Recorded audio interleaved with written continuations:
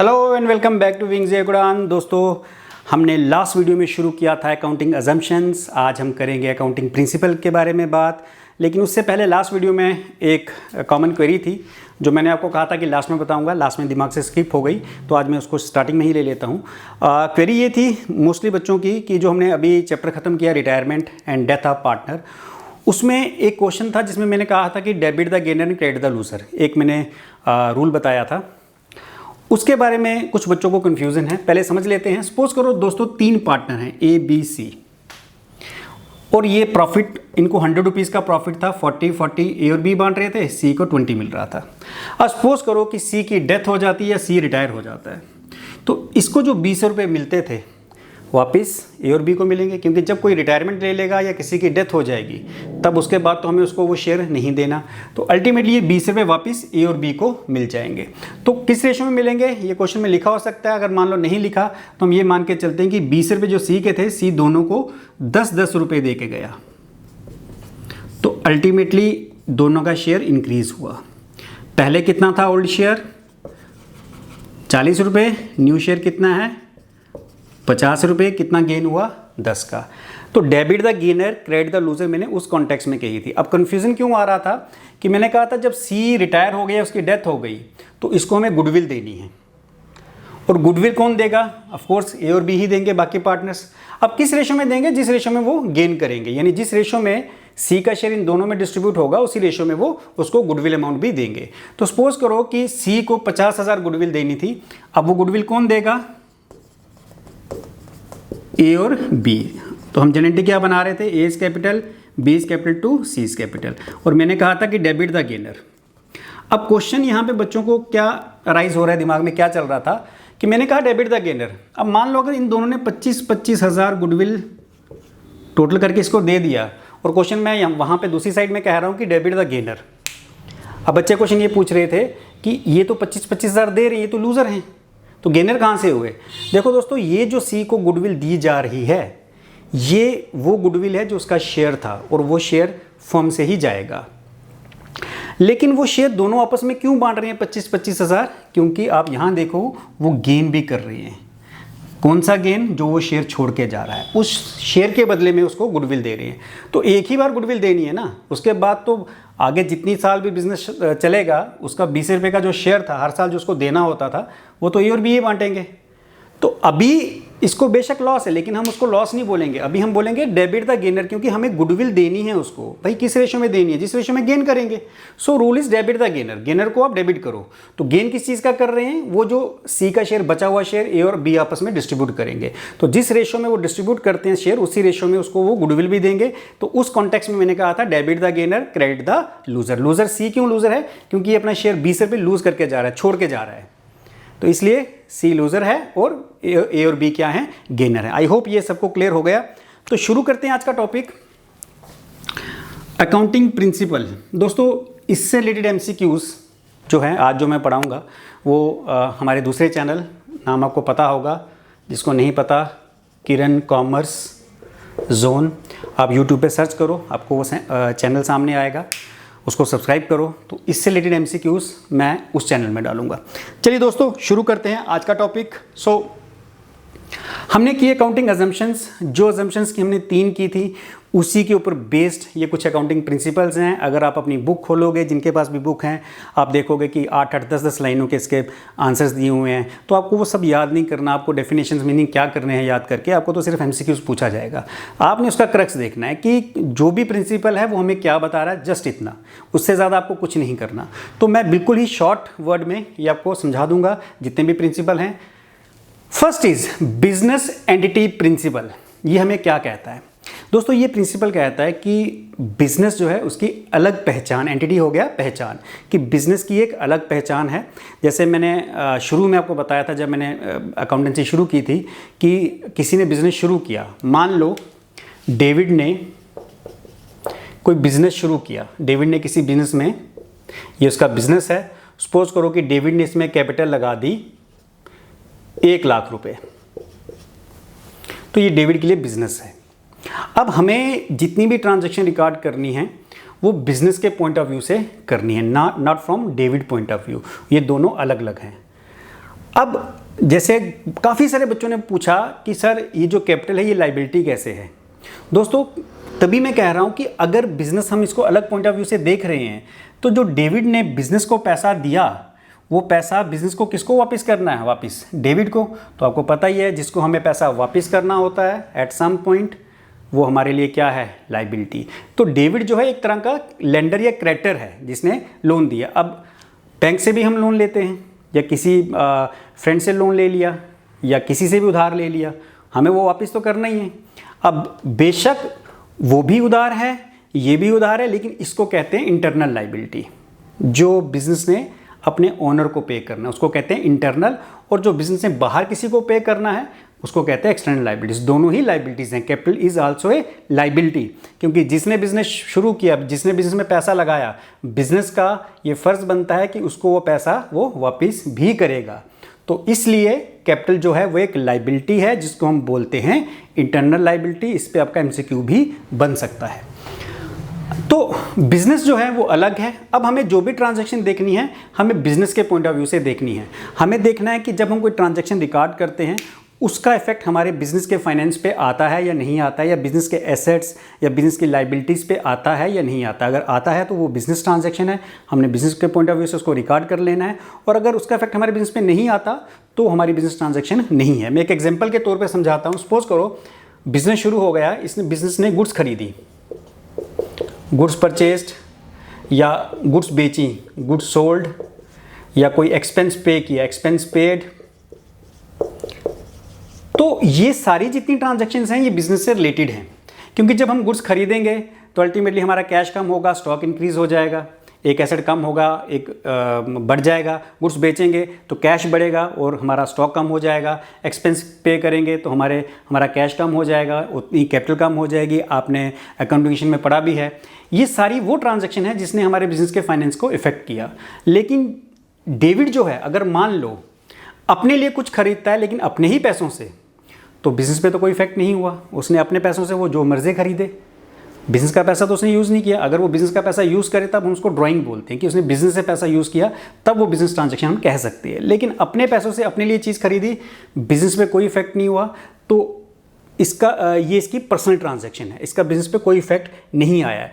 तभी मैं कह रहा हूँ कि हमें इन दोनों को अलग देखना है। हमें डेविड को अलग देखना है जिसने बिजनेस शुरू किया, और बिजनेस को अलग से देखना है। तो ये दोनों अलग हैं, अलग एंटिटीज हैं। David is a personal account और बिजनेस क्या है, रिप्रेजेंटेटिव पर्सनल अकाउंट। ये हमने बताया था जिस नाम से हम कोई बिजनेस शुरू करते हैं। तो यही कहता है ये प्रिंसिपल कि according to this principle business is considered to be a separate and distinct from its owner. कि बिजनेस जो है अपने ओनर से अलग है, हमें उसको दोनों को मिक्स नहीं करना है।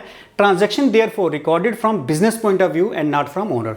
और जितनी भी ट्रांजैक्शंस हैं हम उसको फिर बिजनेस के पॉइंट ऑफ व्यू से रिकॉर्ड करते हैं। जिसका हमारे बिजनेस पे कोई इफेक्ट आ रहा है उसके पॉइंट ऑफ व्यू से रिकॉर्ड करेंगे, ओनर के पॉइंट ऑफ व्यू से रिकॉर्ड नहीं करेंगे। ये आ गया पहला बिजनेस एंटिटी कंसेप्ट कि बिजनेस अलग है और ओनर अलग है। चलिए next is money measurement concept. अब दोस्तों मनी मेजरमेंट कंसेप्ट क्या कहता है कि कोई भी ट्रांजैक्शन जब हम बिजनेस में रिकॉर्ड करते हैं तो उसको किस फॉर्म में रिकॉर्ड करते हैं, कैसे उसको रिकॉर्ड करते हैं, मनी वैल्यू में, कि उसकी मनी वैल्यू कितनी है। हमने गुड्स खरीदी, मान लो हमारा इलेक्ट्रॉनिक्स का बिजनेस है, तो मैंने एलईडी या रेफ्रिजरेटर या एसी खरीदे, तो मैं ये नहीं कहूँगा कि 10 एसी खरीदे। ऑफकोर्स 10 एसी खरीदे, लेकिन कितने में खरीदे हमें उसकी कॉस्ट के हिसाब से उसको रिकॉर्ड करना है। तो मनी मेजरमेंट कहता है कि कोई भी ट्रांजैक्शन जो हम रिकॉर्ड करते हैं उसको इन terms of money value record करेंगे। मैं एक एग्जांपल देता हूं कि सपोज करो मैंने एक एम्प्लॉई हायर किया, मैंने एक एम्प्लॉई लिया जिसके पास अच्छी नॉलेज है, तो उसकी नॉलेज की कोई मनी वैल्यू है क्या? उसकी नॉलेज की कोई मनी वैल्यू नहीं है। हाँ, उस नॉलेज से मैं उसको सैलरी ज़्यादा दूं, जब मैं सैलरी दूंगा तब वो मनी वैल्यू है। लेकिन मैं कहूँ कि एक मेरे पास क्वालिटी स्टाफ है तो उसकी कोई मनी वैल्यू नहीं है। या मैं कहूँ कि यार मैं आपको बहुत आपकी रिस्पेक्ट करता हूँ, तो रिस्पेक्ट की कोई मनी वैल्यू है कि मैं आपको बोलूँ मैं 500 रुपये की आपको रिस्पेक्ट करता हूँ? तो ऐसा तो होता नहीं। मैं आपकी रिस्पेक्ट करता हूँ लेकिन इसकी मनी वैल्यू कोई नहीं है। इसको आप इन टर्म्स ऑफ मनी आप इसको मेजर नहीं कर सकते। तो ऐसी कोई भी चीज़ जिसको इन टर्म्स ऑफ मनी हम मेजर नहीं कर सकते, लव, रिस्पेक्ट, उसको हम अपनी बुक्स में रिकॉर्ड नहीं करते। तो मनी मेजरमेंट का प्रिंसिपल यही कहता है कि आपको अपनी ट्रांजैक्शन रिकॉर्ड करनी है, वो ट्रांजैक्शन जिनको हम in terms of money measure कर सकें। Next is accounting period principle. दोस्तों लास्ट वीडियो में मैंने आपको एक गोइंग कंसर्न अजम्पशन बताई थी। मैंने ये बताया था कि बिजनेस को हम लॉन्ग ड्यूरेशन के लिए, इनडेफिनेट पीरियड के लिए करते हैं। हम ये मान के कभी नहीं चलते कि मैं आज बिजनेस शुरू करूंगा और कल खत्म कर दूंगा, या साल के बाद इसको बंद कर दूंगा, या 2 साल के बाद। हम ये मान के चलते हैं कि बिजनेस एक बार शुरू हुआ फिर ये चलता रहेगा इनडेफिनेट पीरियड के लिए। लेकिन अकाउंटिंग पीरियड प्रिंसिपल क्या कहता है दोस्तों, हमें अपने बिजनेस की जो भी परफॉर्मेंस है वो हमें चेक करनी होती है। अब ऐसा नहीं है कि मैं कहूँ कि यार मेरा बिजनेस आज शुरू हुआ, ये मेरा फर्स्ट ईयर है और 10 साल चला, ये मेरा 10th ईयर है, तो मैं आके परफॉर्मेंस 10 साल के बाद चेक करूँगा मुझे कितना प्रॉफिट या लॉस हुआ। ये गलत हो जाएगा ऐसा करना, क्योंकि हमें अपनी जो भी परफॉर्मेंस है कि हमें बिज़नेस की कितनी ग्रोथ है, कितना प्रॉफिट हो रहा है, कितना लॉस हो रहा है, वो एक रेगुलर इंटरवल के बाद चेक करनी पड़ती है ताकि हम आगे के लिए इम्प्रूवमेंट कर सकें।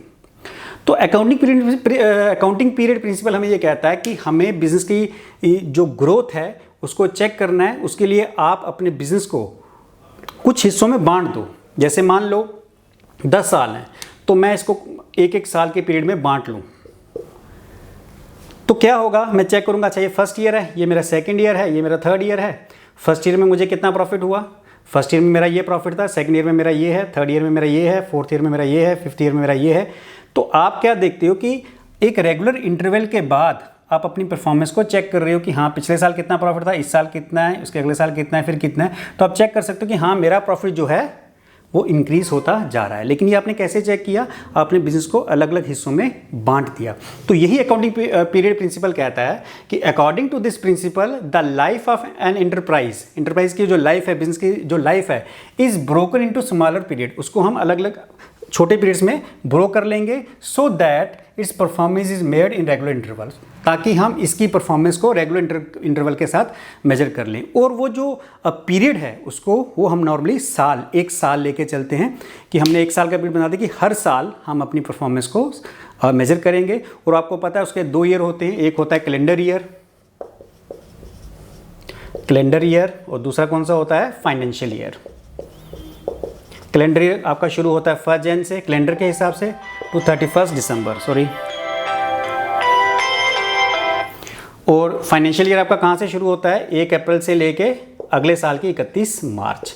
1 अप्रैल 2000 मान लो 16 को शुरू हुआ तो 31 मार्च अगले साल 12 महीने काउंट करने हैं, वहाँ पे जाके ये ख़त्म होगा। तो इस तरह से जो हमारा ईयर है वो बनता है। कुछ कंपनीज जनवरी से लेकर दिसंबर तक 1 साल के अकाउंट मेंटेन करती हैं, कुछ 1 अप्रैल से लेकर 31 मार्च, ये भी साल ही बनता है, लेकिन 1 अप्रैल से अगले साल की 31 मार्च तक, तो उसको फाइनेंशियल ईयर कहते हैं। तो अकाउंटिंग पीरियड प्रिंसिपल सिंपल ये कहता है कि हम अपने जो बिजनेस है उसको अलग अलग पीरियड्स में बांट लेंगे ताकि हर पीरियड के बाद, एक पीरियड के बाद हम अपनी परफॉर्मेंस को जज कर सकें, कंपेयर कर सकें पिछले साल की परफॉर्मेंस के साथ। Next is full disclosure principle. ये प्रिंसिपल हमें ये कहता है कि हमारे पास जितनी भी बिजनेस से रिलेटेड जानकारी है, इंफॉर्मेशन है, उनको हमें फुल डिस्क्लोज करना है, यानी उनके बारे में पूरा बताना होता है। हमें कुछ भी ऐसी चीज़ बिजनेस में नहीं छुपानी है, हमें पूरी की पूरी कंप्लीट इंफॉर्मेशन जो है हम अपने जो इंटरनल और एक्सटर्नल यूजर्स हैं उनको देनी है। फॉर एग्जांपल इसने कहा according to this principle there should be complete and understandable reporting on the financial of all significant information relating to business. कहता है इस प्रिंसिपल के हिसाब से हम अपनी सारी की सारी कंप्लीट और अंडरस्टैंडेबल मतलब जिसको हर कोई समझ सके वो इन्फॉर्मेशन हमें अपने जितने भी यूज़र्स हैं उनको बतानी है। क्योंकि जब तक हम अपनी इन्फॉर्मेशन क्लियरली नहीं बताएंगे तो वो एक तरह का फ्रॉड माना जाएगा कि हम कुछ चीज़ें छुपा रहे हैं, तो कोई भी हम पे भरोसा नहीं करेगा।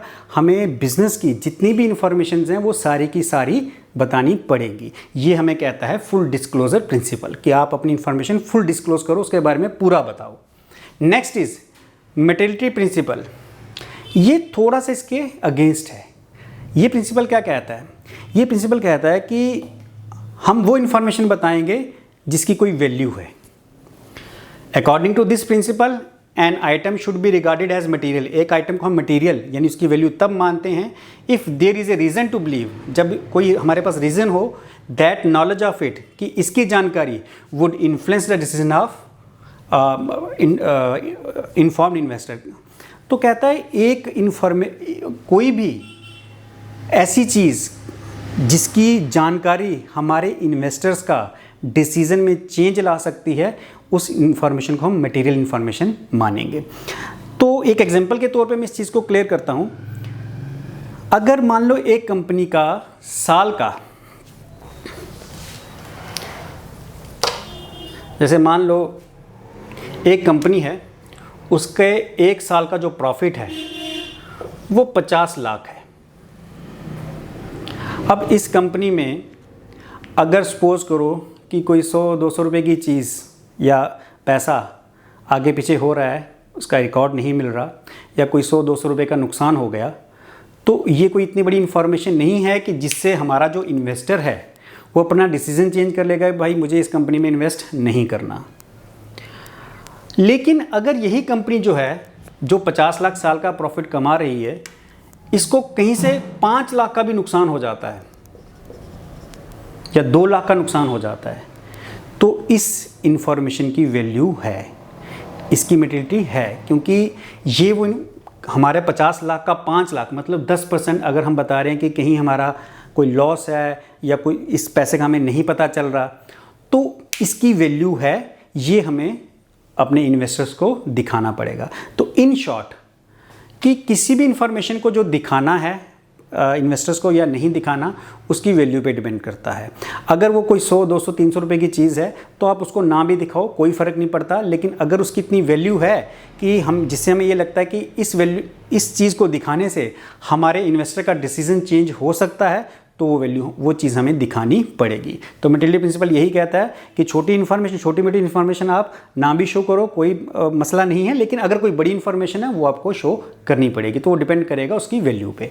नेक्स्ट इज प्रूडेंस और कंजर्वेटिज्म प्रिंसिपल। दोस्तों ये प्रिंसिपल कहता है कि बिजनेस में आपको पता है लॉसेस भी होते हैं, गेन्स भी होते हैं। तो ये प्रिंसिपल कहता है कि आप फ्यूचर जो प्रॉफिट है, एक्सपेक्टेड प्रॉफिट, उसको आप रिकॉर्ड नहीं कर सकते। आप ये नहीं कह सकते कि मेरे पास ये चीज़ है, ये आज 100 की है, फ्यूचर में मैं इसको 200 रुपये में बेचूंगा। यानी एक्सपेक्टेड जो प्रॉफिट हैं उनको आप रिकॉर्ड नहीं कर सकते। ये प्रिंसिपल सिंपल कहता है कि प्ले सेफ मतलब अगर फ्यूचर में आपको लगता है कि मुझे लॉस हो सकता है तो आप उसको रिकॉर्ड कर लो, लेकिन अगर फ्यूचर में आपको लगता है मुझे प्रॉफिट होगा, वो आप रिकॉर्ड नहीं कर सकते। ये प्रिंसिपल में कहता है कि हमें वर्स्ट के लिए तैयार रहना है।